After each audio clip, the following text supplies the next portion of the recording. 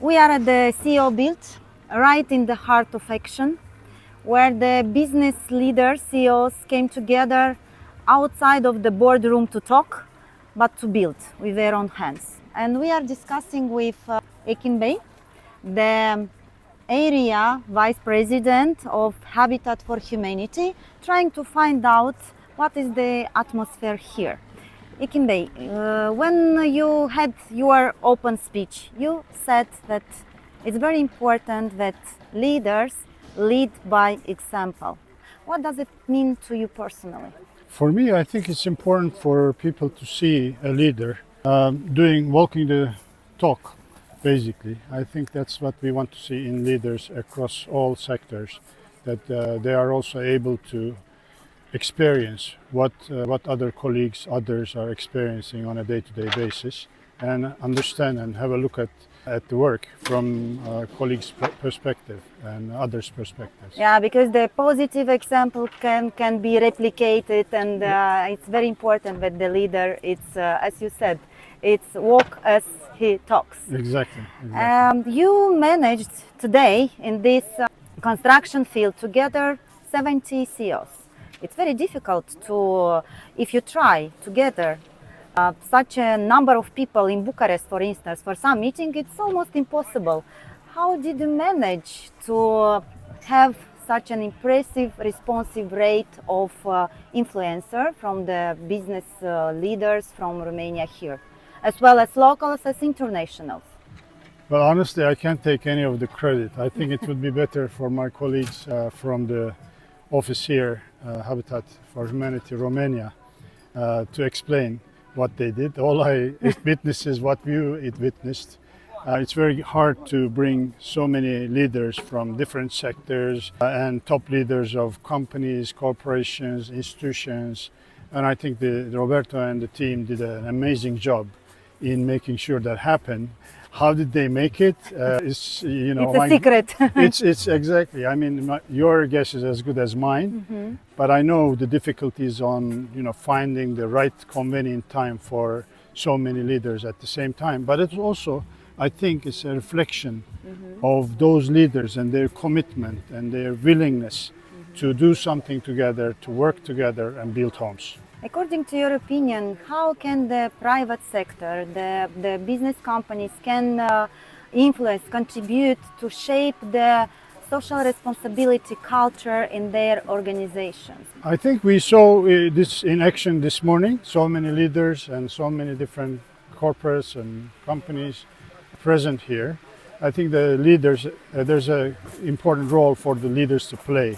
As you said earlier, to lead by example, and see that together we can actually achieve so much and in such a short time period. So I think it's the leaders showing it to their staff, their colleagues. But I think another important aspect would be involving their own employees with such initiatives, so they can experience themselves. And I think you would agree, if you have experienced this one time, you will want to do more of this, right? Yes, it's like getting in love with the things you are doing. Exactly, more and more. The more you do, the more you want to do. Exactly, and I think the crux of the day was hearing from the partner families that have experienced this before. They had moved to their new homes, and also hearing from those that are going to move into these houses when they are finished. And those stories, I think, are good enough to be convinced to do more of this for and anyone. To have this commitment to proceed further. I saw you that you are really constructing by your hands, and this is your first time that you are participating in the CEO Build. What exactly you did, and what is the emotion that you felt by doing? Well, I was a bit privileged to be given the chance of trying the different things that we could volunteer and do together here. I worked on the roofing, I worked on the concrete, I worked on the flooring. So kind of job rotation you had. Exactly, and this is my first CEO Build, and I cannot tell you how much I appreciated people that come from very different backgrounds, different sectors, but working so much in harmony. It's very difficult to get so many people, even within the same company sometimes, or same organization sometimes, to work in such a harmony. And I think the difference is obviously the willingness and the enthusiasm and the motivation of everyone to make sure this is done and this is done on time. We had sun, we had rain, we have again sun today here, and that didn't matter. You know, people continued working together, and I think that was the most important part for me of the day, being able to work with people you never even Met before, seen before, talked before, but being able to work together once. The goal is the same, and everybody believes in that goal. yeah, just names on Exactly. on us, Yeah. and this is enough to start to collaborate and to put all together our efforts and do for the single same result. This is Exactly. amazing. Exactly. What would be your message to the young generation of leaders?